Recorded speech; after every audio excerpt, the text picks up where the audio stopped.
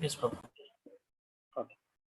All of us, we request all of you to chant the prayers. Nama Om Vishnu Padaya, Nama Om Vishnu Padaya, Krishna Preshtaya Bhutale, Krishna Preshtaya Bhutale, Srimate Bhakti Vedanta, Srimate Bhakti Vedanta, Swamin iti namine, Swamy iti namine, Namaste Saraswate Deve, Namaste Saraswate Devi, Gauravane Pracharine, Gauravani Pracharine, Nirvishesha Shunyavadi, Nirvishesha Shunyavadi, Paschatya Deshatarine, Paschatya Deshatarine, Jaya Shri Krishna Chaitanya, Jaya Shri Krishna Chaitanya, Prabhu Nityananda, Prabhu Nityananda, Shri Advaita Gadadara, Shri Advaita Gadadhara, Shivasadi Gauravaktarunda, Srivasadi Gauravaktarunda, Hare Krishna, Hare Krishna, Hare Krishna, Hare Krishna, Krishna Krishna, Hare Hare, Krishna Krishna, Hare Hare, Hare Rama, Hare Rama, Hare Rama, Hare Rama, Rama Rama, Hare Hare. Rama Rama, Hare Hare.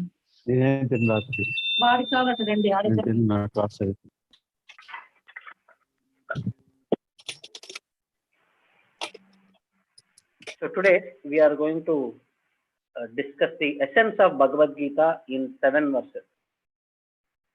The entire Bhagavad Gita which Krishna had spoken, he has first given an essence. That's why this chapter is called Contents of Gita Summarized. So in these 7 verses, he gives the entire philosophy, right from complete detachment to complete attachment to the Lord. The concept of duty, then the things one has to be conscious about when they are practicing bhakti, and what is the final stage of bhakti, that is samadhi, absorption onto the Lord. So I'll be reciting the shlokas. Please repeat after me. Karmani evadikaraste, Karmani Evadikaraste, ma phaleshu kadachana, Ma Phaleshu Kadachana, ma karma phala heturbhur, Karma Heturbo, ma te sangostu akarmani. Karmane, Once again, karmani evadikaraste, Karmani Evadikaraste, ma phaleshu kadachana, Phaleshu Kadachana, ma karma phala heturbhur, Karma Heturbo, ma te sangostu akarmani.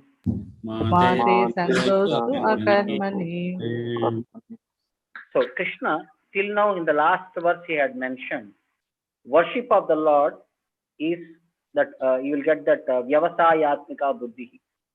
If you are running behind karma kandya, it is no endeavor because you get lost into the world, running behind bhoga and aishwarya, which will bind us to this material world.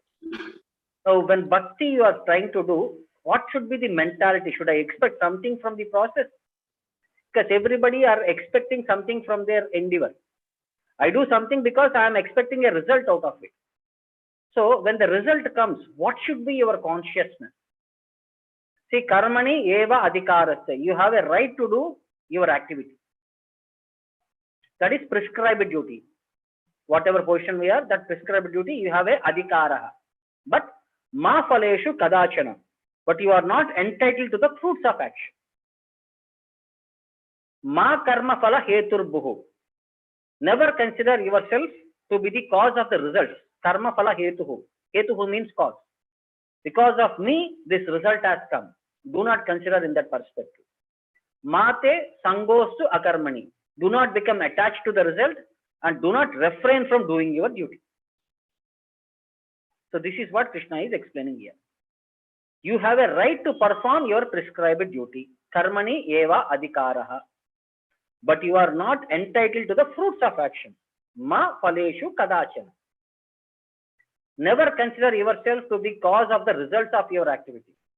Ma karma phala hetuhu buru. And never be attached. Mate sangastu. For not doing your duty. Akarmani. So, in this specific level of activity for Arjuna, as per his Varnashrama status, what is Arjuna's position in Varnashrama status? Kshatriya. So, Kshatriya, what is the Kshatriya Dharma? Fight. Fight. Fight When and he was asked to fight, he has to fight. When he was asked to gamble, he has to gamble. Okay? So, Krishna recommends Nishkama Karma Yoga. See, there is something called Sakama Karma Yoga. In the last verse, we saw Sakama Karma Yoga. You do your activities to please the Lord to get something back. Sakama Karma. To get your desires fulfilled. Nishkama Karma means not expecting anything. Do your duty without attachment so that it does not bear any reaction. So here it says any attachment, either positive or negative, is a cause of bondage. Papa, Punya, both will bind us to this material world. So our account should be zero. It should not have neither Punya nor Papa. So then you are saying do your activity but not get attached. How is this possible? Then Krishna says, if you do in the process of yoga, then you will become equanimity of mind. And he defines what is yoga in the next verse. Then there are many people who are very much fruitive mentality. What is the problem with fruitive mentality? Krishna criticizes fruitive work as abominable and glorifies bhakti with comparison. He calls fruitive workers as kripana, misers, and he calls buddhi yoga as supreme. So these are the what is going to Krishna is going to communicate in these three verses. So there was once a rich man who was walking on the road. So he came across a situation where there was one beggar who was struggling hard to maintain himself. So he was having very difficulty. He was not able to maintain a one-time food also. And his family, everyone are struggling because of hunger and other inconsistencies. So he was looking for a job. He could not find. So finally he resorted to become a beggar. So he was sitting on the road. So this rich man saw that beggar and asked him, how did you become a beggar? The beggar started replying, I have been applying for a job everywhere, but it's almost now 1 year. I did not get any job. So I could not maintain myself. I am in such a difficult position that I had to beg only for my survival. So you look like a rich man. Can you give me a job? Then I'll stop begging. The rich man smiled and said, yes, I want to help you, but I just don't want to give you a job. I wanted to do something better. I'll make you my business partner. Let us start the business together. And beggar was in confusion. What is this person is joking or what? I'm a beggar and he's saying, I'll make you business partner. So he did not understand what the rich man was saying. He asked, what do you mean, sir? What are you saying? That you wanted to make me a partner. Are you joking? The rich man said, no, I have a rich land area where I am cultivating rice. So you can sell that rice in the market. I'll provide you with the sacks of rice. So I'll pay the rent for the market stall also. Or what you have to do is sell the rice. At the end of the month, because of the partner, we'll share the profits. The beggar was rolling on the ground and almost tears were running down his eyes and cheeks and everywhere. He became so happy. Then he started praying to the Lord, oh Lord, thank you very much for answering my prayers for so long. So he started thanking the rich man, and he passed and said, sir, how will you divide the profits? Do I keep 5% or 10%? I'll be happy with any arrangement. The rich man was shaking his head and he started laughing. He said, no, I will keep 10%, you keep 90%. So for a moment, the beggar could not speak at all. When he tried to speak, he was only blabbering. Words were not coming. He could not believe his own ears, what he had heard. That is, a rich man is going to become a business partner and he is going to maintain 90% of the profit. The rich man laughed loudly and he explained to him, I don't need money, my friend. I already have so much wealth, beyond whatever you can imagine. So I want to give you this 10% of you so that it is your gratitude to me. So beggar became very much carried away. He knelt on his knees and he said, yes, sir, I will do as you say. Even now, I am so grateful that for whatever you have done for me. So after this, he got the blessings, and every day the beggar started dressing himself in a proper way, started sitting in the rice store. He started selling the rice. He was working very hard. He was waking early in the morning, sleeping late at night. His sales were very fast because he was able to sell very good quality rice, and with minimum profit he was giving. So everywhere the business was flourishing. At the end of the month, the profits were so much. The first few months he started giving the profit as per the proportion, 90% and 10%. He's giving 10% and the original price, then 90% he was keeping for himself. Over a period of few months, the beggar started becoming greediness. His consciousness was changing.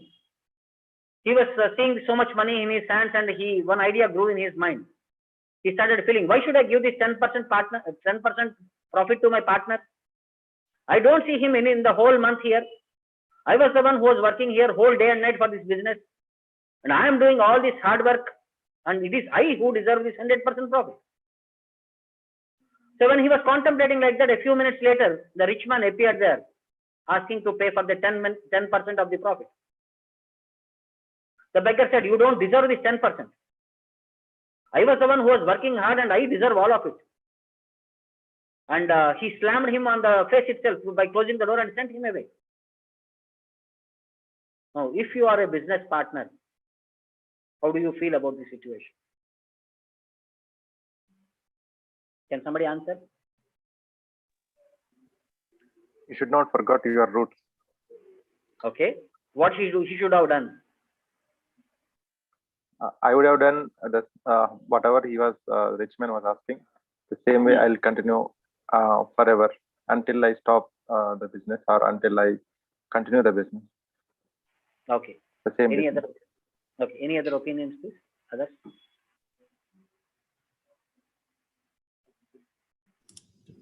I would have left him, Prabhu, because I have enough money in my hands. Why should I chase after that? Okay, you don't want to continue anymore. But he said gratitude. He was the one who brought you from the beggar stage to a considerable personality. Can you forget him? No, Prabhu. So then? I mean, like, he'll go on his own karma. So now first to understand, who is that rich man and who is this beggar? Beggar is us and the rich man is Lord Krishna. Can you forget him now?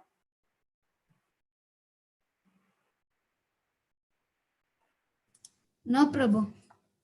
So he was the one who was giving us the talents. He was the one who was giving us the credits. And he was the one who was getting it done. We ourselves can't do anything in this world here. So in a small way, we are trying to serve the Lord and we are trying to give us that gratitude, whatever we have, so that we become advanced in our life and we'll be able to enjoy in this world and we'll be able to enjoy the next world also by getting the association of the Lord. So this is what Krishna is giving us the opportunity. If we forget that opportunity and if we start taking credit for whatever activities we do and we are thinking, I am the doer, all these things and all, then we become bound up in karma and we become entangled and we become lost in this cycle of birth and death. So one more scenario I'll explain to you. Since you are a student, when you write exam, always do you get the same marks for whatever you have written? Or sometimes you may get more or sometimes you may get less? We don't get the same marks, Prabhu. Sometimes less or more, So why is that? Why is that sometimes less you are getting? Because it's on our performance. If we study well and do the exam, we could get more marks. If we study less and do means we get less marks. It's based Okay, you have done your endeavor, but when you sit in the exam hall, you may forget. It may happen sometimes. Is true. So who is the one who is controlling your intelligence at that time? Who made you forget? Krishna? Paramatma. He comes as Kala. According to our karma, he gives us the intelligence, or he makes us forgetful. So generally we see students when they write exam and in the 10th class or intermediate, when they get first marks, the next day newspapers will come and interview them and they say, all I have done hard work, my parents supported me and my teachers encouraged me. That's why I'm able to get so many marks, all these things and all they say. First credit goes to Paramatma. If he had not given you the intelligence, is it possible for you to write the exam? Is it possible? No, Prabhu. No, Prabhu. So, whom should be the first credit goes to? Paramatma. But we are not recognizing him at all. Our gratitude is not there for him. That's why Krishna is saying, don't run behind the credits. Don't run behind the result. Because either success or failure. If you become too happy because of my success, you become proud. If you become very much, because sometimes if you become failure, I have done so much endeavor, but the results have not come failure, then we may commit suicide again. Either way, it will be problem for us. We become dejected and we may get lost into the cycle, or we become very proud and we may start offending others. So Krishna is saying, don't run behind the result. So because attachment to the result implies also you are also the cause. You are making yourself the cause of the activities. So if you become the cause, you are also entitled to enjoy or suffer the result. So never consider yourself to be the cause of the results of your activities, nor be attached to not doing your activity or specific duty. So here in this verse, Prabhupada explains there are three kinds of work that are prescribed, that are defined for us. One is prescribed activity. Activities performed while one is in the modes of material nature. These are capricious activity, actions performed without the sanction of the authority. And finally, inaction, not performing one's prescribed duty. These are the three possibilities of work what one can engage in. So these three kinds of prescribed duty are, one is routine duty, work in terms of the scriptural injunctions, and it is done without any desire for results. Do your duty without expecting any results. Then there is emergencies, apad dharma. Then there is something desired. I want to execute beyond what is sanctioned. For this purpose, I am ready to do anything and everything. So in conclusion, Lord advised Arjuna to fight as a matter of duty without attachment to the result. You may fail or you may succeed. Doesn't matter. You are a Kshatriya, you are supposed to fight, fight. If akarmani, if you avoid, if his non-participation in the battle is another side of attachment again. The same, you are attached to the result that my relative should not be killed. That's why you are saying I will not participate in the battle. So if you don't participate, inaction is sinful. If it is not authorized, it is sinful activity. You are refraining from work. So fighting as a matter of duty was the only auspicious path of salvation for Arjuna. This is what Krishna is trying to communicate. And Prabhupada is updating us about the conclusion of Lord Krishna's mentality towards Arjuna. Okay, next verse. Again, all of you can repeat after me. Yogastaha kuru karmani. Yogastaha kuru karmani. Sangam tyaktva dhananjaya. Sangam tyaktva dhananjaya. Siddhi asaddayo samo bhutva. Siddhi Asatayo samo bhutva. Samatvam yoga yuchyate. Samatvam yoga uchyate. Once again, yogastaha kuru karmani. Yogastaha kuru karmani. Sangam tyaktva dhananjaya. Sangam Tyakva Dhananjaya. Dhananjaya. Siddhi asiddhayo samo bhutva. Siddhi Asidhyo Samo Tayo Bhutva. Samabhutva. Samatvam yoga yuchyate. Samatvam Yoga Yoga Uchyate. Uchyate. So Krishna is saying yogastaha. Be steadfast in yoga, O Dhananjaya, O Arjuna.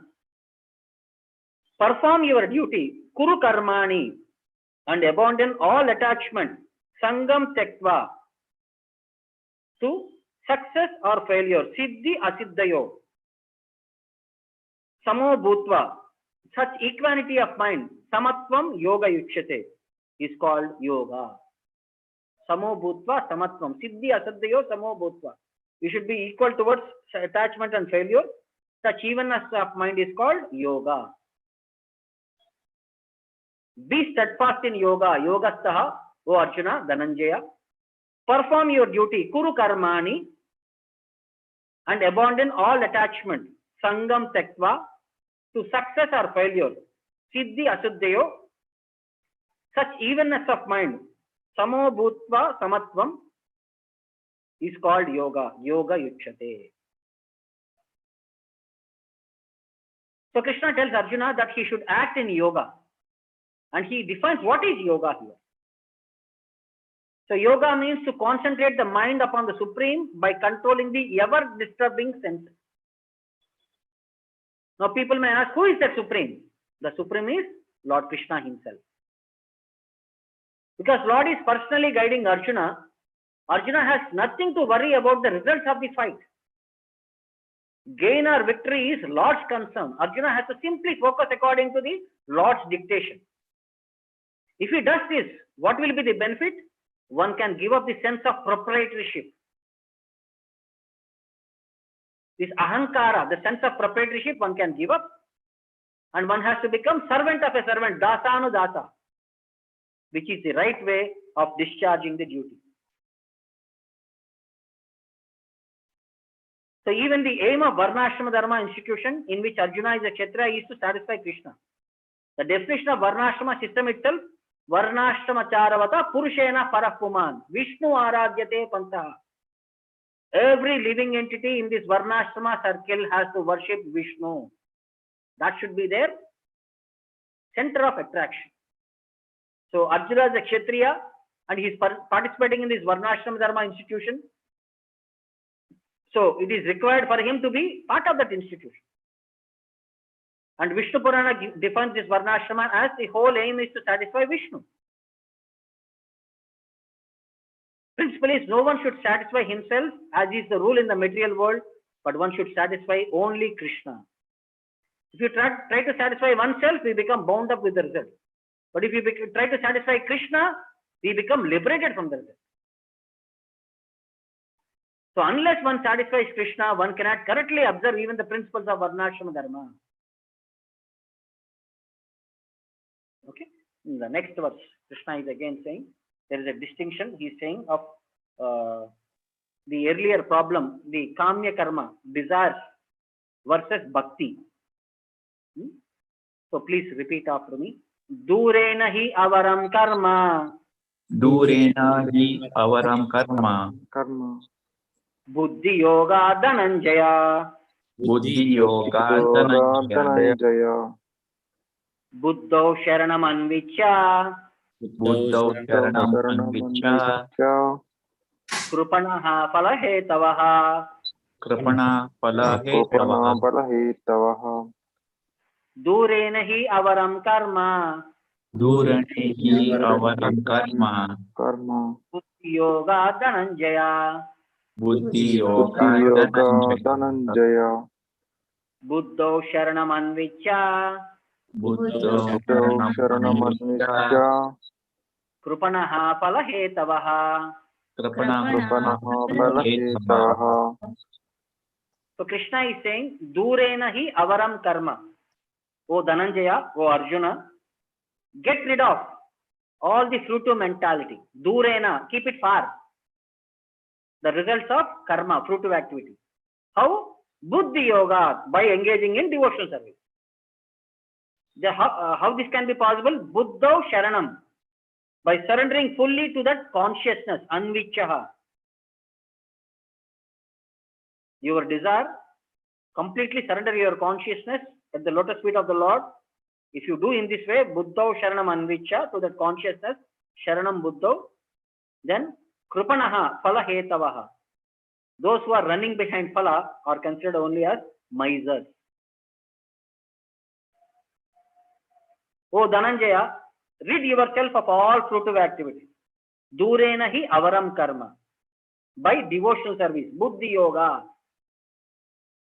And surrender fully to that consciousness. Buddho Sharanam Anvicha. Those who want to enjoy the fruits, Phala Hetavaha, of their work are called misers, Krupanaha.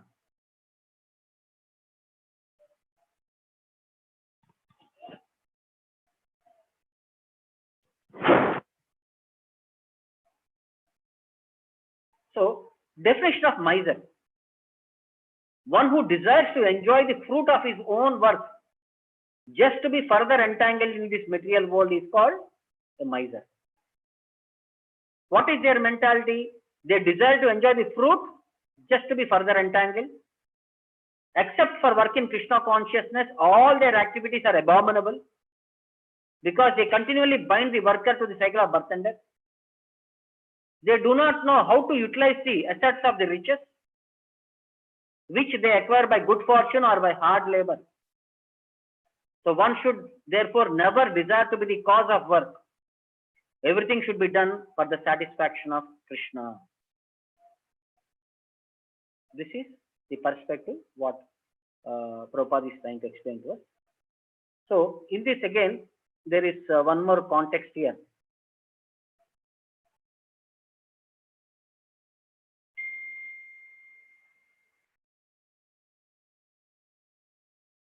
In the ancient times, there was one story which will explain about the mentality of human tendency.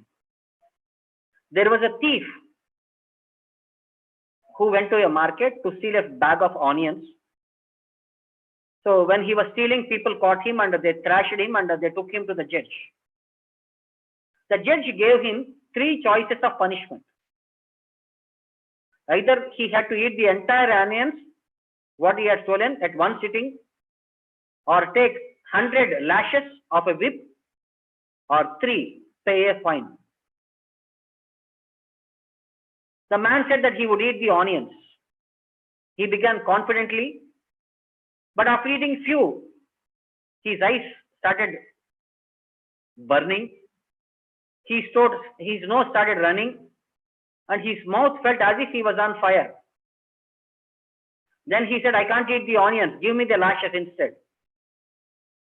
But after he had received few strokes of the lash, he began to turn and twist around. He was rolling on the floor. He could not bear the punishment of the whip. He said, I can't bear. He started shouting. Finally, he said, I'll pay the fine. So finally, when he paid the fine, he was let off. But he became the laughing stock of the entire city for taking the 3 punishments for the same crime. Is it intelligent enough? What do you feel? Is it an intelligent activity or a foolish activity? Foolish activity. Foolish activity. Because for one small endeavor, he took all the 3 punishments. Yes.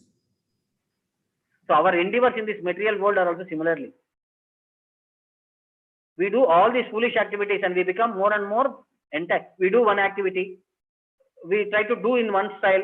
If it fails, we'll go to the second style. We'll fail, we'll do to the third style. But when will we learn that simply follow what is guided by the Lord? Never do mental speculation.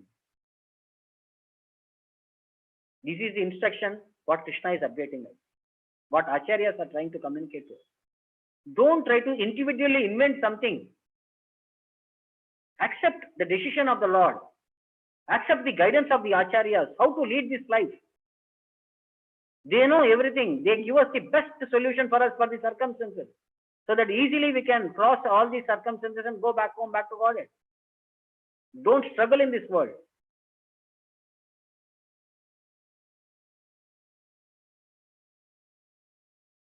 So similarly, there was 3 brothers in a village. all of them were not having proper eyesight. They were all short-sighted.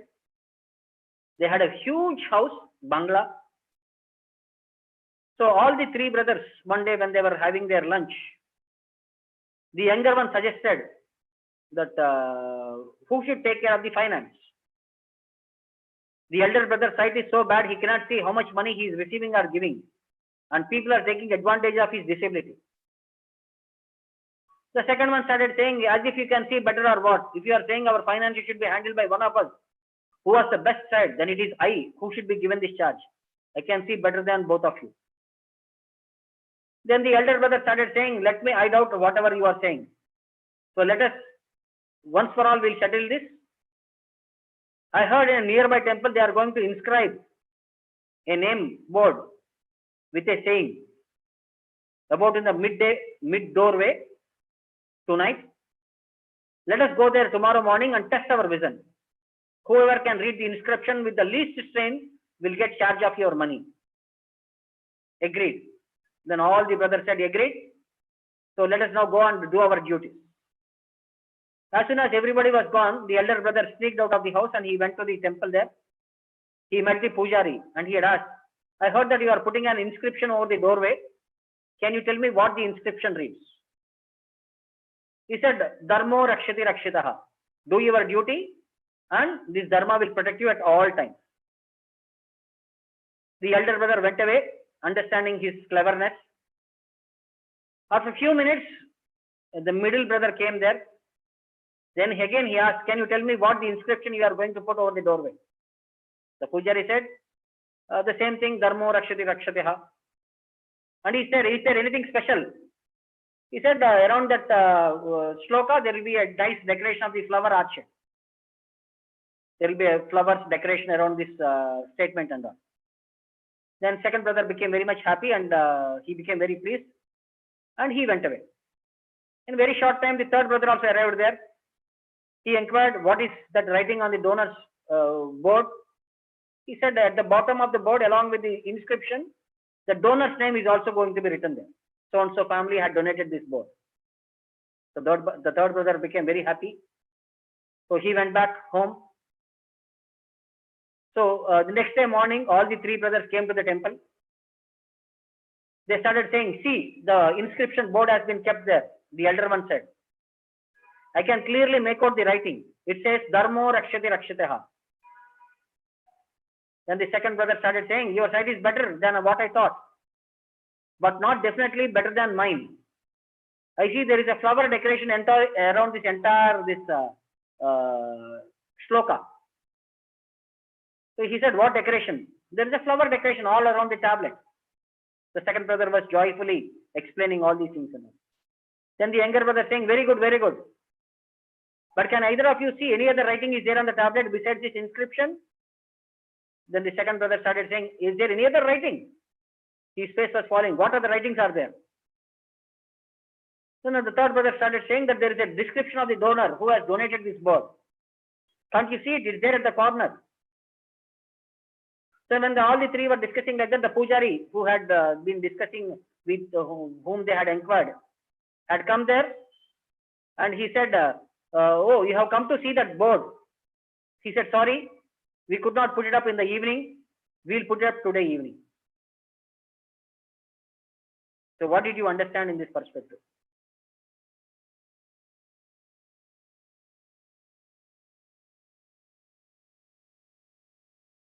Have you understood anything? Like this. Everybody is pretending to be to say the truth. I mean, they want to say the truth, the real truth, but none could see the real truth. Everybody wants to take credit for their activities. Everybody wants to feel that even though they are unqualified, by shortcut they want to prove that they are better personality in this world. That is a wrong mistake what we are trying to do. We have many inconsistencies within us, but we feel very proud that I am so better than all of us. So that mentality is not recommended.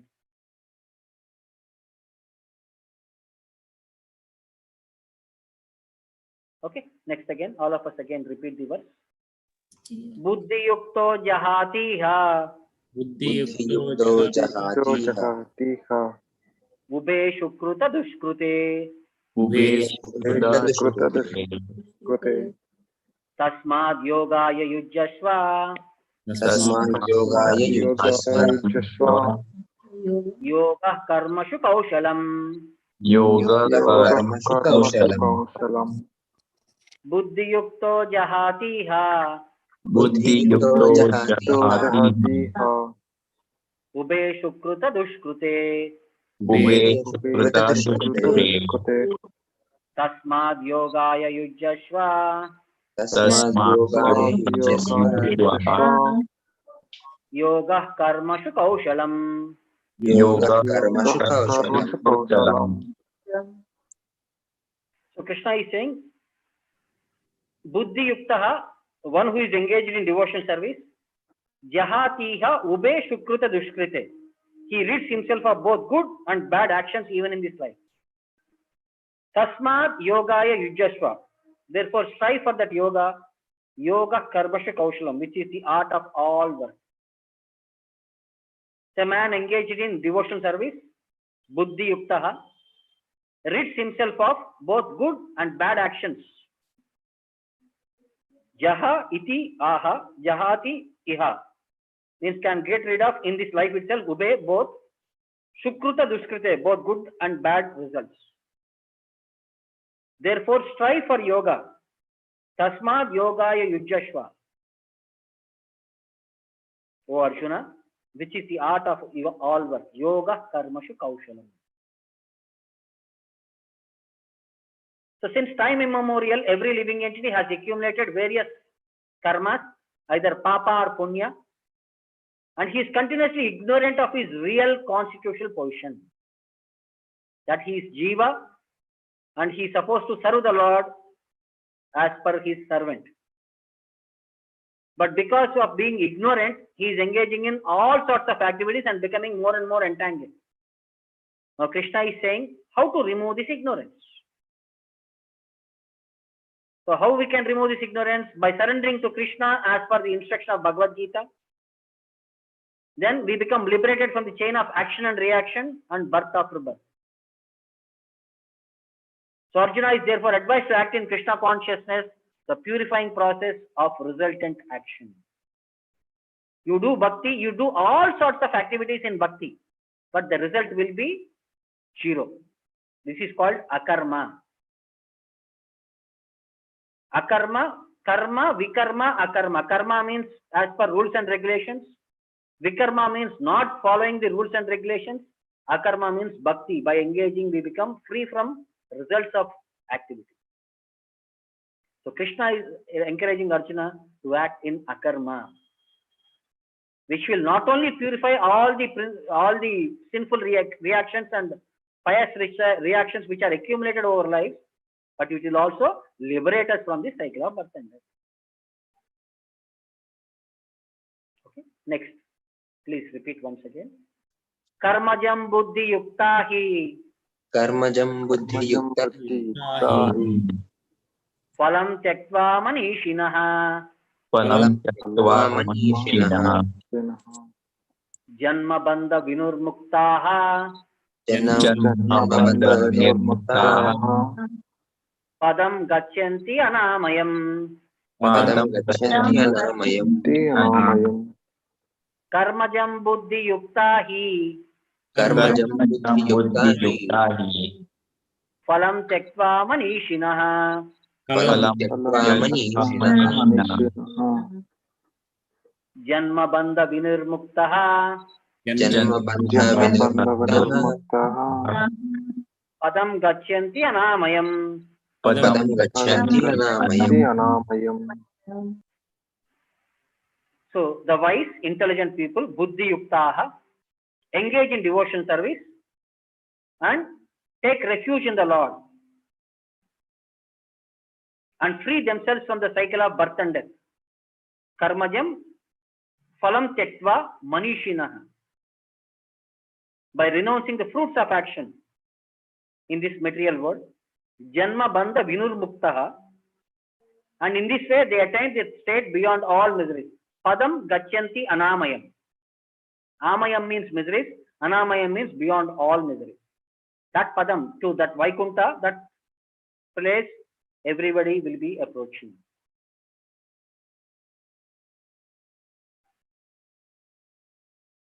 So here, Prabhupada quoting one verse from Bhagavatam, where Lord Brahma is playing to Lord Krishna after the Brahma Vimohana Leela. He says, Samashitaye padapallava plavam, mahat padam punya yasho murare, bhavambudir vatsa padam param padam, padam padam yad vipadamna tesham. So for those who are struggling in this world and who have accepted the Lord's lotus feet as the boat to cross the cycle of birth and death, and Lord's lotus feet is considered as Mukundaha, or giver of Mukti, can easily cross this ocean of material world. This is Bhava Ambudi. The ocean becomes Vatsa Padam, like a water in a calf's hoof print. And after that, Param Padam, the Vaikuntha, the place where one has to reach, where there is no material miseries at all. That is why it is called Param Padam. Because in this world, where every step is a danger, Padam Padam yat vipadamna tesham, there is no vipadam in that world there. Here, every moment there is a danger in this world. Every step there is a danger. So ignorance makes person not to pursue the miseries of this material world. One does not know that this material world is a miserable place where there are dangers at every step. Less intelligent persons try to adjust to the situation by fruitive activities to become happy. They try to manage, accommodate. But any material body within this 84 lakh species is always a source of misery only. Anywhere within this 84 lakh species or anywhere within these 14 planetary systems, the miseries of life that are Janma, Mrityu, Jara, Vyadi are present. That cannot be avoided. Abrahma Bhavanal Lokal, Punaravartino Archuna. Anywhere from that Abrahma Bhavanal, within that 14 planetary systems, one has to keep going up and down according to his karma.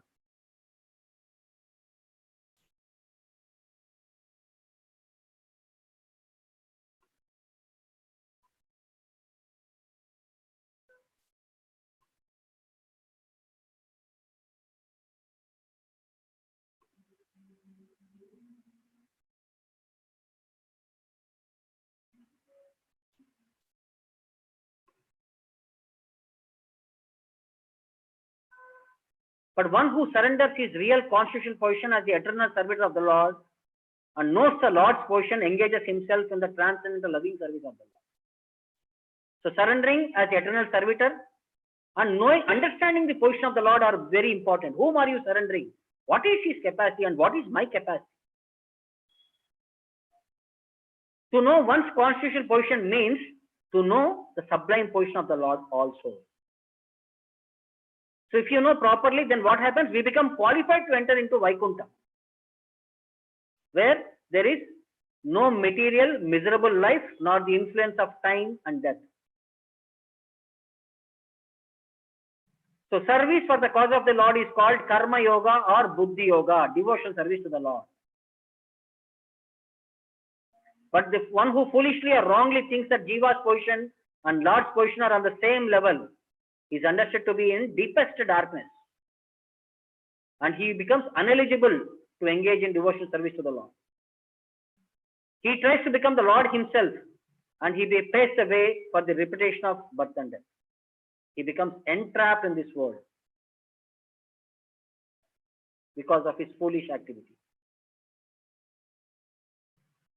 So now Krishna is again summarizing what one should do. Please repeat after me. Yada te moha kalilam Yada te moha kalilam buddhir vyatitarishyati buddhir Shati.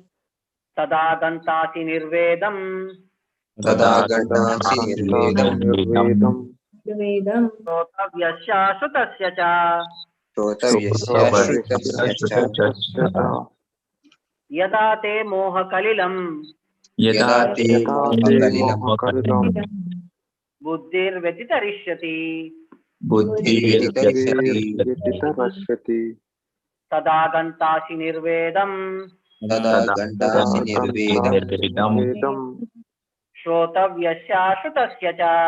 श्रोतव्यस्य श्रुतस्य च. So when your intelligence has passed out of the dense forest of delusion, yadate moha kalilam buddhir vyatitarishati, then tada gantasi nirvedam, you shall become indifferent to all that is heard. Shrotavyascha shrutasya cha, and all that is to be heard. So how can when a person transcend? When a person factually understands Krishna position and one's relationship with Krishna, he naturally becomes completely indifferent to the rituals of fruitive activity. All these fruitive tendencies are mentioned in the Karma Kandya system. He becomes beyond the rules and regulations of Karma Kandya. Why? Because he has already attained the perfection. He did not follow all the Karma Kandya systems of satisfying one and everyone in this world. An example for this perspective is explained through Madhavendra Puri. So where he says, Sandhya Vadram Badram Te, Bhavato Bo Snana Tubhyam Namo.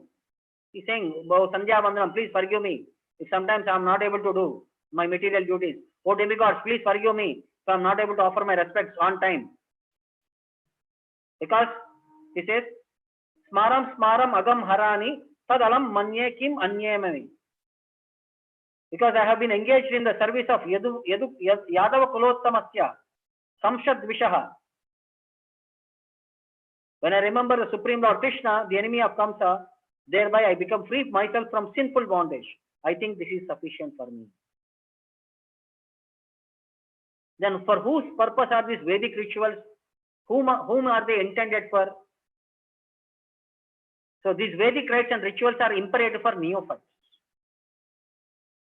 That include 3 times prayer, 3 Sandhya Vandana, taking bath early in the morning, offering respects to the forefathers. But if one does not understand what is this intending, then he is simply wasting his time. So persons in Krishna consciousness transcend the limit of Shabda Brahma or the range of Vedas and Upanishads, because Krishna says, Vedaista sarver ahameva vedyaha. From all the Vedas, I am to be known, I am to be worshipped, and I am to be the goal. If that is clear, then we need not get into these technicalities of Karma Kandya system at all. Okay? Today's last verse. Please repeat after me. Shruti viprati pannate. Shruti pratipannate Yada stasyati nishala.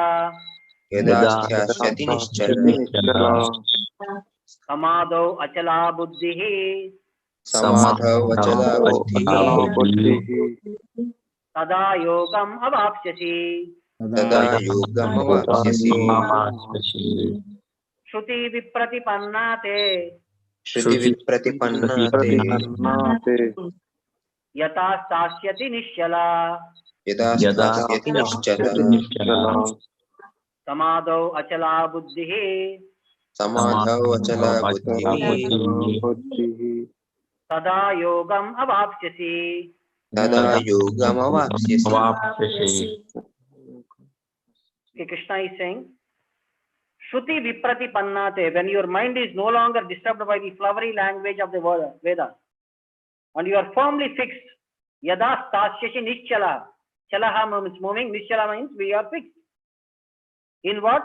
The trance of self-realization, samadho achala buddhihi. Then you have attained tada yogam avapsyasi, the divine consciousness. So when your mind is no longer disturbed by the flowery language of the Veda, Shruti viprati pannate, yada stasyashi nichalaha, and when it remains fixed in the trance of self-realization, samadha vachala buddhihi, then you will have attained the divine consciousness, tada yogam avapsyasi. The highest perfection of self-realization is to understand that one is eternally the servitor of the Lord. This is our position. Jivera swarupahai krishnera nitya dasa. This is the position. And the jiva's only business is to discharge one's duties in Krishna consciousness. That's it. He should not be disturbed by the flowery language of the Vedas. And he should not be engaged in fruitive activities for promotion to the heavenly kingdom. So if he does in this way, one comes directly into communion with the Lord. Then Krishna, understanding the transcendental situation, will provide all the directions what are required for him. And one is sure to achieve results and attain conclusive knowledge. For this, one has to simply carry out the orders of Krishna or his representative pure devotee.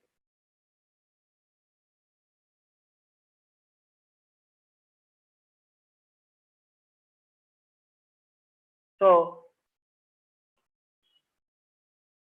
there was one guru and Shishya. One day, Shishya was asking Guru, many people come to you, but you give them this mantra to chant. You say that this mantra will liberate you. But many of you people will try to listen, but again they go back and they do not practice whatever we say, and they are wasting their time. So why are they wasting their life not recognizing the value of the mantra, what you are giving, the chanting of the holy name? The Guru said, because they are all in ignorance, they do not know the value of human form of life, which is the most treasureful activity. This is the highest treasure what one can receive. In unfortunate situation, they are wasting their time. Then the disciple is saying, no, they all understand the value of life. The Guru said, no. Each person knows, he thinks this value is something different. Everyone is, according to their different knowledge, they place a different value. So then he gave him one stone which is lying in the dirt. He said, go to the marketplace and see what can you get for it. So disciples took the stone to the marketplace, to a stall where sweets are sold. He asked the vendor, will you take this stone and give me some money? The man started laughing, go away, don't waste my time. Then he went to a grocery seller.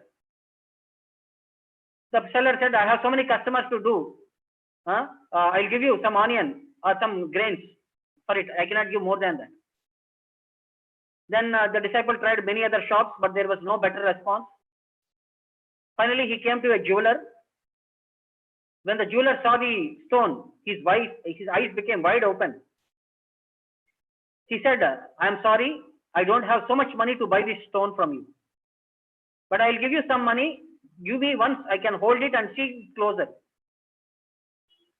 So immediately the disciple became very much astonished. He went back to Guru to inform him what had happened. The master was saying, so you can see, when the ignorant people, they could not value this gem. They are thinking it as a worthless stone.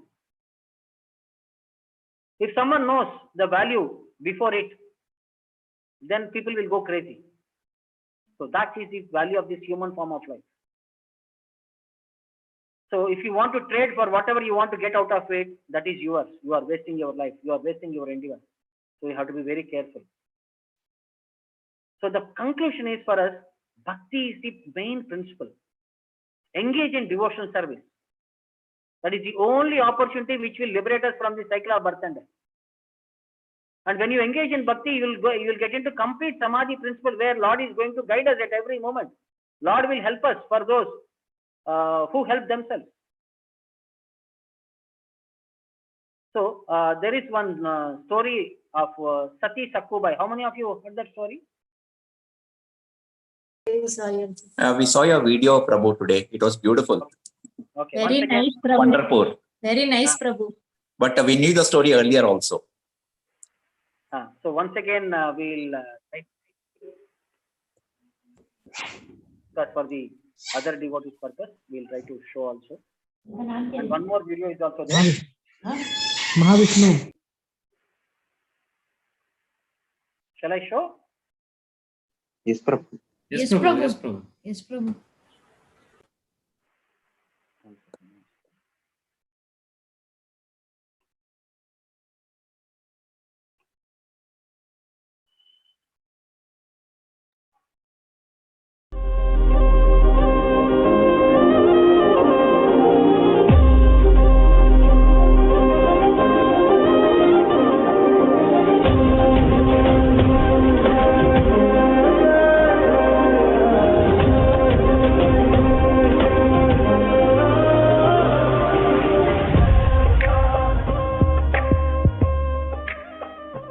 there was one great devotee of Lord Vittala by name Sakkubai.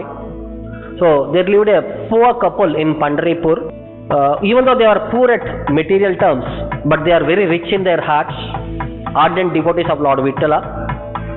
So they used to engage in his service regularly, and they used to pray to the Lord to have a child who will enhance their bhakti, and they wanted their child to be a great devotee.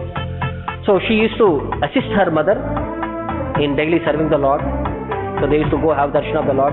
So she used to prepare the thali, in which they used to take sandalwood paste, some flowers, some sweets for Naivedya, some coconut. In that way she used to prepare. She used to carry that plate along with her mother. She, in the house also, when they were cooking, she used to help the mother, and she used to sing bhajans of Lord. So in that same town, near river Krishna river, that area near Pandharpur, there is a place called Karaveerapuram. There lived one Pandita who was very much rich, well versed in Vedas, Puranas, but very much miserly person. So because of his attitude of not donating even a single rupee to anyone, so he doesn't even wash his hand so that crows will come and eat away one grain if it falls away from his hand. So that's why people used to call him Krupana Raya, the best of the misers. And he had a wife who was very torturous, Maya personified. Her name is called Gayali Bai. So she used to torture husband also, not only outside people, she used to torture even husband. And they have one son, fit for nothing, Udu Raya. He is just a puppet. So even though the father trained him with all the Vidya Buddhi, but he also trained him of his characters also. That even same miserliness, same stubbornness.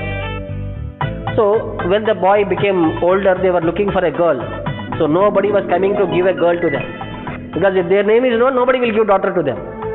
So accidentally one day he came to Pandharpur. So he came to the house of this Brahmana, where he was greeted by Sakkubai. He was treated very nicely, made him sit, washed his feet, gave him water, then fed him something, whatever they could have. So he was very much satisfied by her sattvic nature.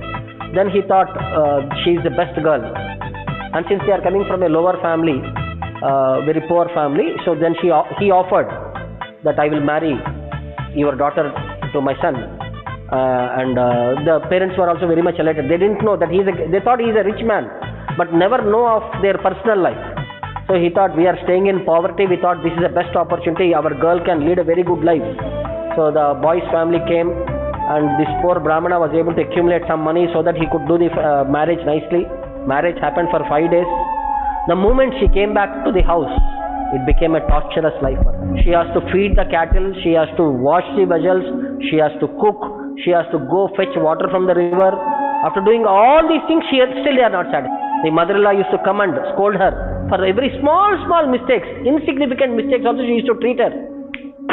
But nothing can be done. This girl was very silent. She never complained anything. She was doing her duty. Her only solace was she used to pray to Vittala whole day while she was doing service. She used to chant the holy name of Vittala, and she used to sing the bhajans of Vittala, and mother-in-law doesn't like that. As soon as she hears Vittala's name, she goes crazy. But she doesn't hear to that all these things. Her only solace was to the Lord Vittala, and she used to pray to him to give his darshan. That's what she is asking. And she used to pray, make them devotees. So one day, the Sakkubai along with her friend went to fetch water from the river. So when they went to the river, there they saw some devotees going towards Pandharpur. So she asked them, where are you going? We are all going to Pandharpur to have darshan of the Lord. Then the bhakti in her awakened. She said, I'm also going to come with you. She left her bindi there and she started going away. The friend was asking, come back. Your mother-in-law will not spare you. Come back. She said, I'm not bothered. I am bothered of Panduranga and I will go away. So immediately the neighbor came and updated the house that your daughter is going away with devotees to Pandharpur. They all ran away, caught hold of her, dragged her to the house, tied her up to a pole, and started scolding her, beating her, all these things on her. But the Sakkubai, she was only thinking of Panduranga, give me an opportunity to have your darshan. So she was praying. Midnight fell, they all slept off. Suddenly, Lord Krishna could not tolerate something.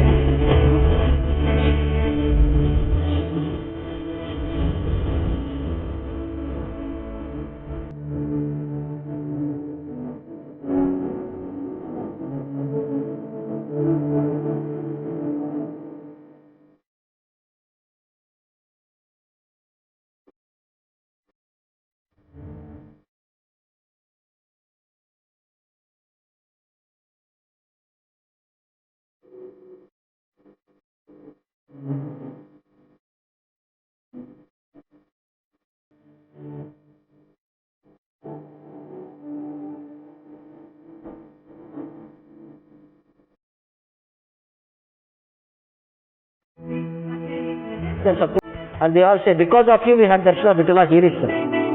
The Lord was doing all the household activities what Sakubai was doing. So he was pounding the grains, he was going, bringing food for the cattle, bringing water, he was cooking for them. What the fortunate situation was, they were all eating what the food is cooked by the Lord. So slowly, by eating the food cooked by the Lord, they are all becoming Sattva-guna. They were all forgetting that envious nature, all these things and all. They are all becoming very silent and simple people. In the meantime, Sakubai went and had darshan of the Lord there, and she was very much happy, for heart content. For many days she was having darshan of the Lord. Finally she said, enough of this life. I just want to be your devotee and go back home, back to Godhead. And she prayed to the Lord and fell dead there in front of the deity.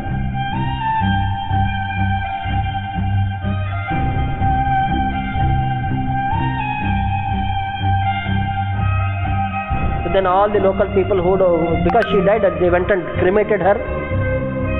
And in the meantime, some people who all saw that Sakubai was there in front of the deity and she died, they started going towards the house to inform the in-laws that your daughter-in-law had died and she has been buried here. The cremation has been done. Then Rukmini Devi, she came to a doubt. Now because till Sakubai comes back, Lord had promised I will stay here. Now Sakubai is dead. Now how will Lord come back? Then she requested the devotees in their dream, go bring back the remnants of that devotee, whatever is that burnt ashes in front of Rukmini Devi. So when the ashes were brought in front of Rukmini Devi appeared and touched her hand to that ashes. Immediately Sakubai came back to life.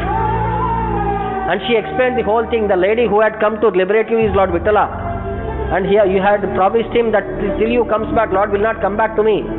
So please go back home and send my Lord back home. I am waiting here without the Lord. What will I do? So immediately Sakubai, feeling the great nature of the Lord had accepted an inferior position to serve her in-laws. And going all the cruel torture, she was thinking all the cruel torture what the Lord will be going through. She immediately ran towards the house. So when they reached the house, when they reached the village, here she saw Lord as Sakubai there carrying water. She immediately went and fell down at the Lord's lotus feet and begged forgiveness for asking him to do all these insignificant activities in the house.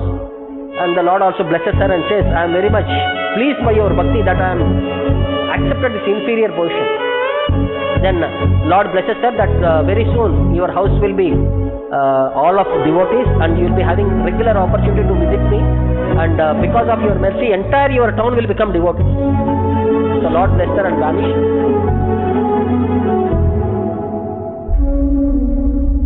So here we understand the Lord accepting a subordinate position to satisfy his devotees' desire. So Lord is ready at the devotee's command. That's what Uddhava is saying. That position of the Lord gives pain to me. Even though he is the Supreme Lord, he is accepting command from his devotees. This is it's a humble position Lord is showing, but we are all pained by that humble position of the Lord.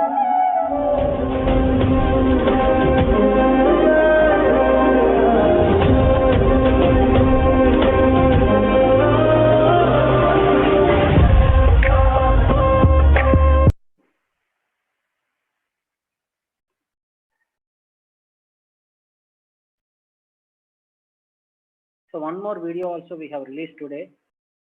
This is about Lord Chaitanya and Shyamananda Pandit and one Sher Khan.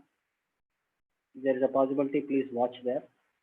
And tomorrow from the temple, one more video will be coming. How Lord Chaitanya revealed himself to Narottam Das Thakura. That video was supposed to get ready by evening. It was not ready, or else I would have displayed that video itself now. So it was delayed. Still the video is under making. By tomorrow morning that video will be ready, and by evening we will post that video also tomorrow. The whole idea is by understanding all the life histories of these various devotees, it should inspire us. It should bring us to the platform of engaging in bhakti by their footsteps, following in their footsteps, and make our life successful. That is the whole intention. So any of you have any doubts? Hare Krishna Prabhu. Yes, Arvind. Yeah. Firstly, Prabhu, the video was very nice. It was really heart touching. It was Very nice, Prabhu. Hmm. Prabhu, and I had one doubt. What are the five samskaras in Vaishnava tradition, Prabhu? What are the five? Five samskaras. No, Pancha there are samskaras. samskara, they say, not five. Oh. The 10 things are there, right? Before some Garbhadana, then Jatak Karma, then the first hair, Chodakarana, then ear piercing, Annaprashna, Vidhyaramba, Upanayana, then Antyesti, like that, all 10 are there, 10 are covered. Basically, the first child to Srimanta, like that, all that around 10 perspectives are mainly explained by Prabhupada as a Dashavida Samskara for Vaishnava. Prabhu, and I have one more question.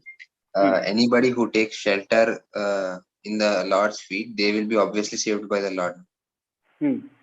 So all the residents of Dwarka, they were in Lord's shelter. Yes. So when Gandhari Devi, when she cursed Lord Krishna that all the residents of Dwarka, they will go crazy and they will kill themselves. So why Lord did not save them? Because they all took shelter under Lord's refuge. See, that is the perspective what Bhagavatam explains. That is the will of the Lord to send them to their respective places. All these material curses are only secondary activities. If they would have cursed, see, if you read the story there, if you have heard the story, when they have been cursed by the sages, that when Samba was dressed like a lady, and he was taken in front of all the sages, and they were making joke of the sages by asking him, what is this, this lady is going to deliver, either a boy or girl. The sages become angry and they say, whatever that is delivered, that will destroy your entire dynasty. And next day morning, it will deliver one iron club. All the boys, remembering their foolish activity, they become very much afraid and they go to Ugrasena. They never approached Krishna. They went to Ugrasena and asked him what we should do. Then Ugrasena took a without consulting Lord Krishna, he took a decision that let us pound it and make it into powder and throw it into the ocean. So when they have taken decision in their hands, Lord did not interfere into their activity. No, why are we blaming the Lord? They should have consulted the Lord at all times and all circumstances. Yes. So rejecting the Lord, they did not consult him. Now who is to be blamed for that activity? Yes, we should. Yes. Understood now? Yes, Prabhu. Yes. This is the circumstances how things happen. Yes. Got it. One is will of the Lord and sanction of the Lord is the primary cause. Yes, Prabhu. Got it.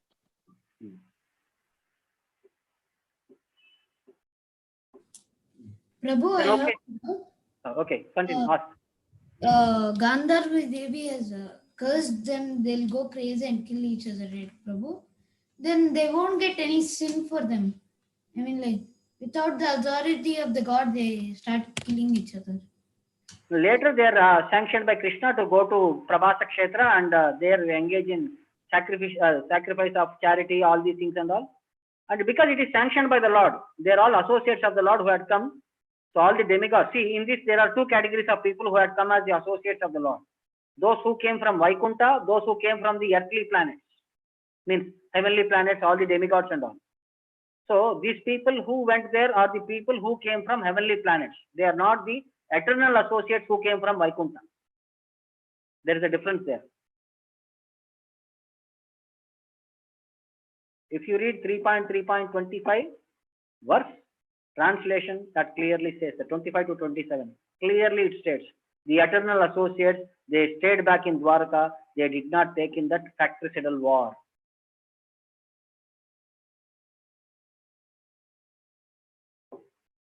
Okay? Okay, Prabhu.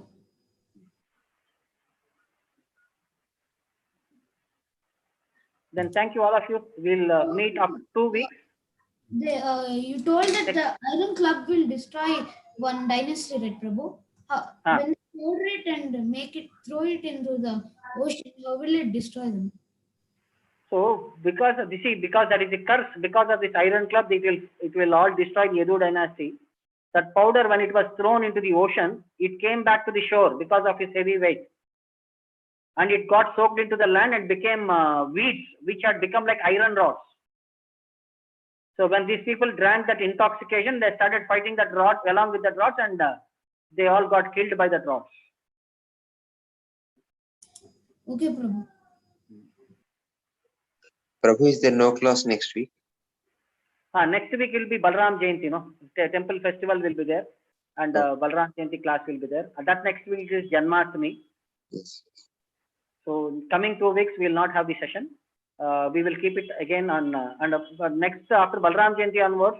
Every day there is a session on Krishna special pastime. 6 days, 6 sessions we have in both languages, English and Telugu. Or we'll try, at least in English we'll try.